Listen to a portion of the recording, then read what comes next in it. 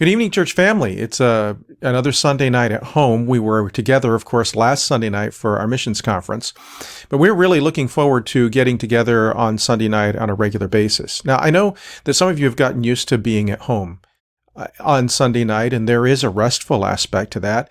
One of the things that we have to understand is that there are certain things that we need to accomplish as a ministry, and we need Sunday nights to do that. We're taking the opportunity to rework our Sunday night service so that we will accomplish the things that we need to accomplish in ministry. And so we're looking forward to telling you more about that in the future. And we're hoping to get together again and explain that. I do believe that as you come back together again with us on Sunday night, you're going to find it very profitable. You're going to find it refreshing. You're going to find it helpful. You're going to find it useful for ministry and useful for your own Christian life.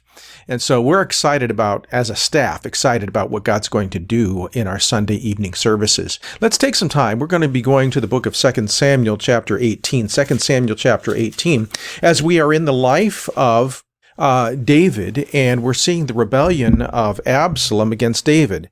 Now, Absalom, we come to the end of this battle in which Absalom is defeated. And Absalom, of course, rides under a tree, and his hair gets caught in the tree. And the servants of David see him. They come to report that to Joab. And when Joab finds out that he's caught there, Joab is the one who goes and he kills Absalom, even though David had given specific instructions to deal kindly with Absalom and take him captive rather than killing him. Eventually, as a result of this, David's forces win the battle, and it's a great victory, but it becomes very costly for David. So we want to deal with this subject this evening, and it's a rather difficult subject, and that's the idea of enduring costly victories. Have you ever heard of the term a Pyrrhic victory? Now, a Pyrrhic victory is when you win a victory, but it almost feels like a defeat because the cost has been so great. That's what David won or suffered here. In May 1863, Robert E. Lee won the Battle of Chancellorsville. It was a significant battle in which Lee divided his forces, and which kept the Union Army, especially Hooker, who was leading the army at the time, from surrounding the Confederate forces and bringing them to defeat. They were forced to again withdraw, and it was considered one of Lee's most brilliant victories of the Civil War in the Battle of Chancellorsville. However, that was won at over 10,000 casualties from on the Confederate side. And of course, the greatest casualty on the Confederate side was the loss of Stonewall Jackson, who Lee depended upon greatly. And so while it was considered one of Lee's greatest victories, it was also one of Lee's greatest defeats. And so even though he won that victory, it could be Chancellorsville that actually cost him the war. Now, we're not making a social statement as I'm using an example from the Civil War. That's dangerous to do these days. We're just using the example that Lee's victory was greatly costly, in the same way that David's victory here was costly. He won the battle. He won the war. His people won the fight. He was going to come back to Jerusalem. He's going to come back to Jerusalem in victory. But in doing so, he lost his son. And that was a great loss indeed. So here's the question. We face these types of victories in our lives in which God accomplishes great things, great purposes in our lives, and brings great victory. We see sometimes souls saved or His will accomplished or great personal victory, but it comes at great cost. Maybe you find great victory in an area of your Christian life in which you get victory over sin or a sinful habit, but it costs you friends. It costs you people, relationships that were precious to you in a previous life, but they're unwilling to follow along. You think of the Apostle Paul, for instance. The Apostle Paul won great victories in standing for the Lord, but he's one that also said, Demas has forsaken me, having loved this present world. There were sorrows. There were troubles, even in the victory. And so how do we handle costly victories? I think there are some principles here that we can learn from David's life, both things to follow from David as an example, and maybe even some things to avoid that David does here. So the principle is this: you need to face victory biblically. Let's talk about those. First of all, the idea here is to celebrate carefully. Chapter 18, verses 19 through 33. We come to this passage, and Joab wins the victory, and Absalom is killed, and Absalom is thrown into a pit and covered with a heap of stones, and he had no sons. It is interesting. We see some characters in this story. Absalom, Amasa, we'll see later on in this story, and Joab, who are all three cousins. Joab is the nephew of David, Amasa is the nephew of David, and Absalom is the son of David. So these three men, adult men, are cousins. Now Joab is a realist, and Joab always does the right thing in his own mind. But understand something about Joab. Joab is not a principled man. He's an expedient man. He doesn't do the thing that is morally right. He does the thing that is pragmatically right, even if it's morally wrong. And this gets him into trouble. This makes him an effective servant. Effective, but not morally, not a dependable servant of David. And so we'll continue on with this story, and this will help us to understand some things about what is going on. There is a temptation in the time of victory to gloat. In verse 19 of chapter 18, then Ahimaaz, the son of Zadok, said, "Let me now run and bear the king tidings, how that the Lord avenged him of his enemies. And Joab said unto him, Thou shalt not bear tidings this day, but thou shalt bear tidings another day. But this day thou shalt bear no tidings, because the king's son is dead." Now remember, the one who killed the king's son is Joab. Joab didn't do this out of glee. He did it because he felt it was the pragmatically correct thing to do. And Joab is willing to kill if he thinks it's the right thing to do. Joab is willing to disobey David if he thinks it's the right thing to do, pragmatically. So Ahimaaz wants to run to David and say, "Hey, you've won, celebrate the victory." But Joab understands that David is not likely to rejoice in this victory. And so Joab says, "No, you can't go. I'm not going to let you go." He's the son of Zadok. He's a trusted person of David. Joab is not sure how David would respond. And David, in times past, when someone gloated at, remember when you had the messenger, for instance, who gloated at the death of Saul, David had the messenger executed. And so when Ahimaaz comes and gloats and has the potential to gloat at the death of Absalom, Joab understands there's a possibility that David might have Ahimaaz executed, who is the son of Zadok, who's been faithful to David. And Joab understands that the political consequences of such an act would be horrible. So he doesn't want Ahimaaz to go. And so he says, "You're not going to do it. The king's son is dead. You're not going to bear tidings to him this day." Then Joab said to Cushai, who was a Cushite, he's basically an unnamed servant who is a Cushite, "Go and tell the king what thou hast seen." And Cushai bowed himself unto Joab, and he ran.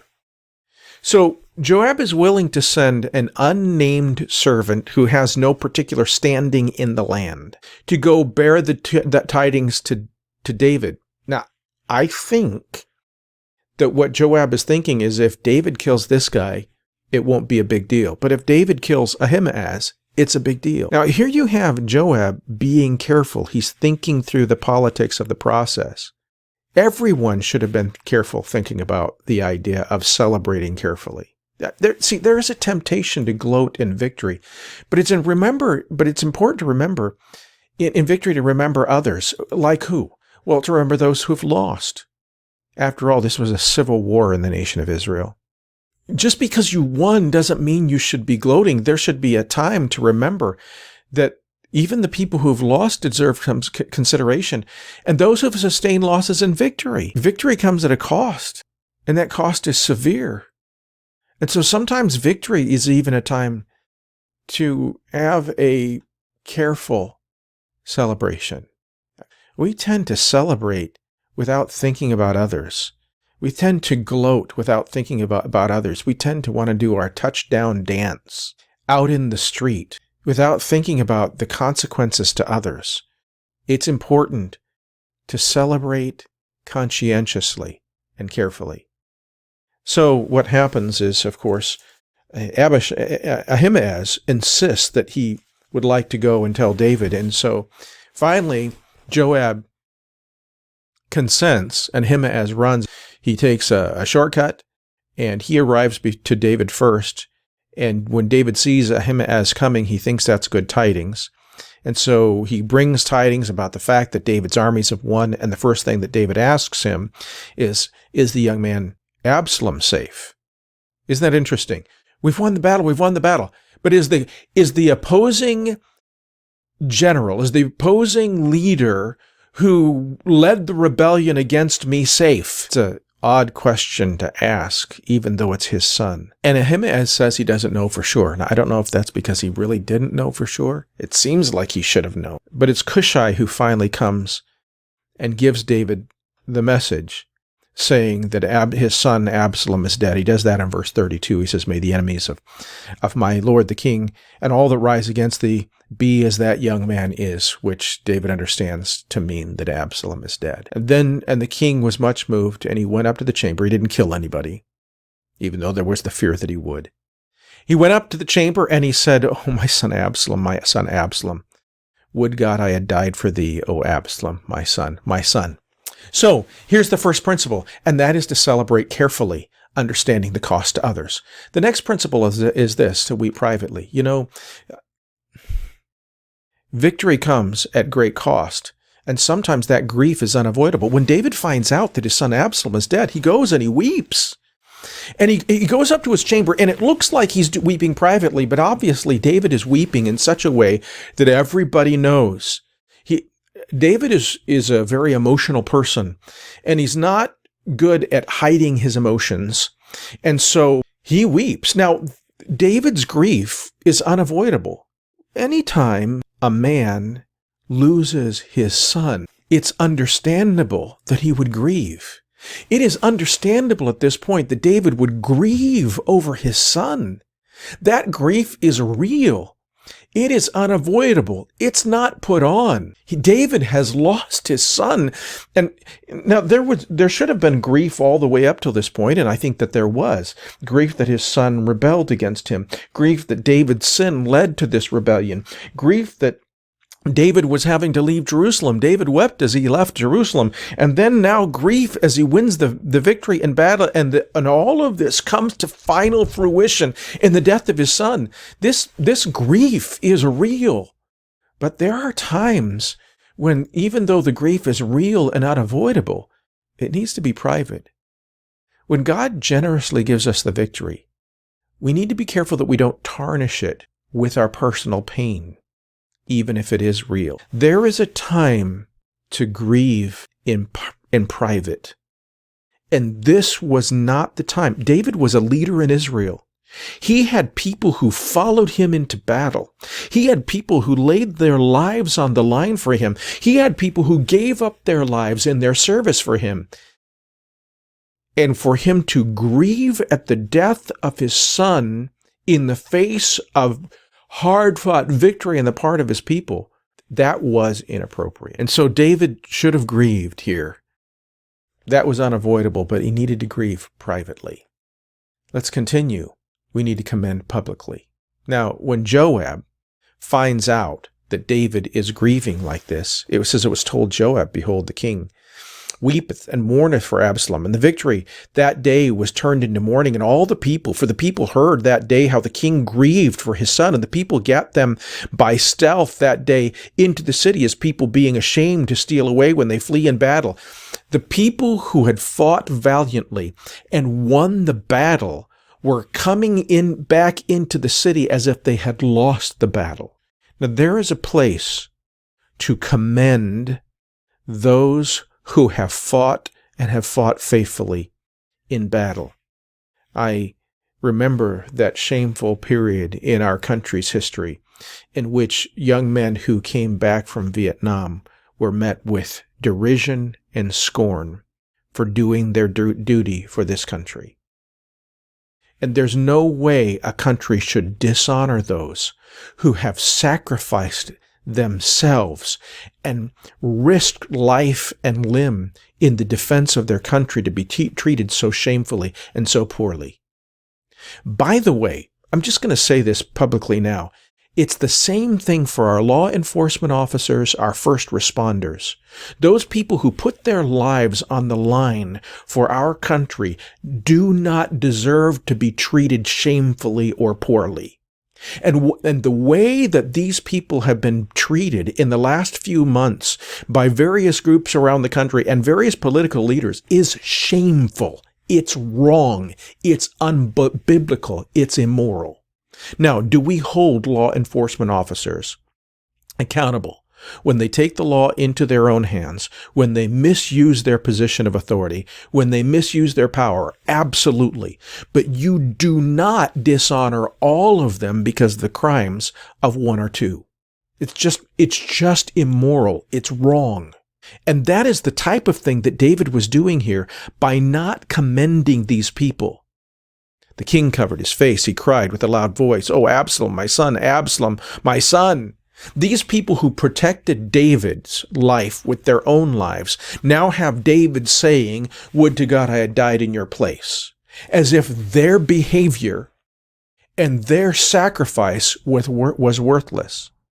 Joab's correct here when he comes in before David and he rebukes David for this. Joab came into the house, the king, and said, "Thou hast shamed this day the faces of all thy servants, which this day have saved thy life and the lives of thy sons and thy daughters and the lives of thy wives and the lives of thy concubines." David, you're all focused upon Absalom. And yes, Absalom was a great loss, but step back and look at the bigger picture. It's your life. It's the life of the rest of your children. It's the life of your wives. It's the lives of the kingdom. David, you have more responsibility than just this one child. So step back and understand your responsibilities. Your faithful servants need to be honored. He says, "Now therefore arise, go forth, and speak comfortably to thy servants, for I swear by the Lord, if thou go not forth, there will not tarry one with thee this night." The people will eventually turn from you if you despise them this way. And so David goes, and he sits in the gate, and the people come before him. They should not enjoy victory in shame. We ought not to shame people who should be honored. Now that honor can be sober. That honor can be sobering. That honor doesn't have to be exultant. That honor doesn't have to be glib. That honor does not have to shame those who have lost. But we do need to conscientiously honor faithful servants. And David eventually does this. We see him doing it here. We see it in verse 31 through 43 of chapter 19 as he's talking to Barzillai. And so that's what happens. You do need to take the time to commend publicly, no matter what your loss. After all, David's personal loss was his fault, not theirs. We have to be careful not to get so wrapped up in ourselves we fail to see our responsibilities to someone else. Commend publicly. Forgive generously. When victory happens, it's an opportunity then to take vengeance on your enemies. David refuses to do this. So as David and his contingency are coming back into the land of Israel and heading back toward Jerusalem, a couple of people meet David on the way. We see the first one in chapter 19, verse 16. It says this, "And Shimei, the son of Gera, a Benjamite, which was of Bahurim, hasted and came down with the men of Judah to meet King David. And there were 1,000 men of Benjamin with him, and Ziba, the servant of the house of Saul, and his 15 sons and 20 servants with him. And they went over the Jordan before the king. And it was a ferry boat to carry the king's household." So you have this great retinue of people going before. And so Shimei comes. Do you remember Shimei? Shimei is the one when King David was fleeing Jerusalem, was the one that came of the house of Saul and cursed David and threw stones. And it was the one that David's servant wanted to go behead him. And David said, "No, God is using him to rebuke me." And David refused to do that. David refused to take vengeance or to act that way at that time and take his life. And now he comes to the king, and this is what he says to the king in verse 19. He said unto the king, Let not my lord impute iniquity unto me, neither do thou remember that which thy servant did perversely the day that my lord the king went out from Jerusalem, that the king should take it to his heart. For thy servant doth know that I have sinned. Therefore, behold, I am come the first this day of all the house of Joseph to go down to meet my lord the king. Now, there's more to the story here with Shimei, but it is fascinating here that David refuses to take vengeance upon Shimei. Now, Shimei, what he does here in this moment is commendable. After all, he doesn't try to get David to forget what he did. He knows that's impossible. So he points out exactly what he did, and he calls it what it is. He says, I sinned. I sinned against you, and I'm asking for forgiveness. I'm asking for mercy. What I did was wrong. I'm here the first one. Now, Shimei knew that appearing to David could mean his life was forfeit. In fact, it might be that he expected that. That would have been the normal thing to expect at this moment in time. But Shimei doesn't run. He comes to David. He confesses. He asks forgiveness. So what's Shimei doing? He's throwing himself on the mercy of David. By the way, this is how we have to approach God. We don't deserve mercy from God. We throw ourselves on the mercy of God, trusting the fact that He is He's a God of chesed. He's a God who is loving kindness, will be extended in mercy. And Abishai, the son of Zeruiah, answered and said, Shall not Shimei be put to death for this, because he cursed the Lord's anointed? And David said, What do I have to do with ye, sons of Zeruiah, that you should this day be adversaries unto me? Shall there any man be put to death this day in Israel? For do not I know that I am this day king over Israel? He says, Listen, I'm not insecure. I know that I'm king. I'm not going to take this day of victory and tarnish it with vengeance. And so Shimei is forgiven. Then we have, of course, Mephibosheth. Mephibosheth comes to David, and it says here that he hadn't dressed his feet or trimmed his beard or washed his clothes from the day King David departed in peace. And it came to pass, when he came to Jerusalem to meet the king said unto him, Why didn't you go with me? And Mephibosheth's answer is this. Remember, Ziba was Mephibosheth's servant who brought all the supplies to the king and said, Mephibosheth thinks that he might be made king in Israel and the house of Saul restored. We have two different stories that are given here, and we don't ever know for sure the answer. And he answers and he says, My servant deceived me. For my servant said, I will saddle me an ass that I may ride thereon and go to the king, because thy servant is lame. In other words, he says, my servant took advantage of me. I was lame. I couldn't stop him. He took all this stuff. He took all of these things, and he left me behind, and there was nothing else I could do. And he said, then he slandered me before you. But my lord the king is an angel of God. Do therefore what is good in thine eyes. So David here has a problem. He has two competing stories, Ziba's story and Mephibosheth's story. Ziba said Mephibosheth thought he might be made king. Mephibosheth said Ziba took advantage of him and slandered him. Now, David doesn't take the time to try to figure out who's right and who's wrong. Ziba was there when David was running. David commended that. David has mercy. He gives Mephibosheth a certain benefit of the doubt. And Mephibosheth says here, do what is right in thine own eyes. He says, for all my father's servants were as dead men. And the king said unto him, why speakest thou any more of thy matter? I have said, thou and Ziba divide the land. And Mephibosheth said unto the king, yea, let him take all, for as much as my lord the king is come again in peace into my own house. What David does is, instead of starting a big investigation to figure out who's right and who's wrong, and pronouncing judgment either on Mephibosheth or on Ziba, both who have commendable qualities, and both who are arguing against one another, and we don't know for sure who's right and who's wrong, he simply splits the inheritance and lets that be peace and moves on.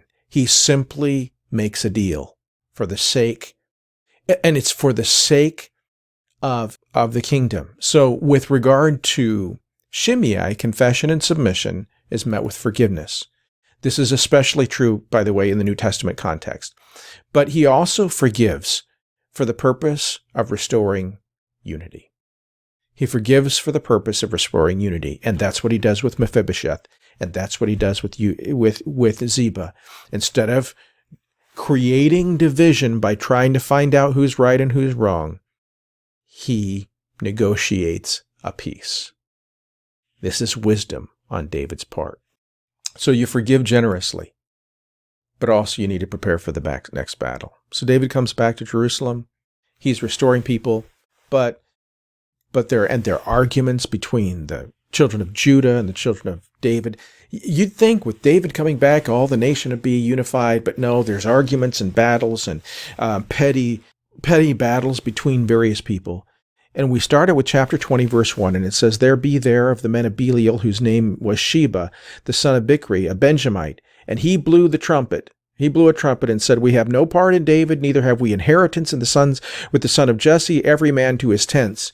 He leads a rebellion." Here's the simple story when we finish. Complete peace never comes in this life.